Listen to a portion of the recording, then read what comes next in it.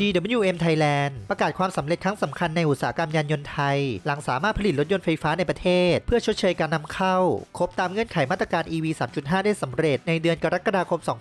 2519 ทำให้ GWM เป็นผู้ผลิตรถยนต์รายแรกที่ดำเนินการตามข้อกำหนด EV 3.5 ได้อย่างสมบูรณ์โดยมี GWM Aura 5 EV เป็นหนึ่งในรุ่นสำคัญที่ขับเคลื่อนความสำเร็จครั้งนี้ความสำเร็จดังกล่าวสะท้อนศักยภาพของ GWM Smart Factory จังหวัดระยองซึ่งเป็นฐานผลิตรถยนต์แบบครบวงจรรองรับทั้ง BEV HEV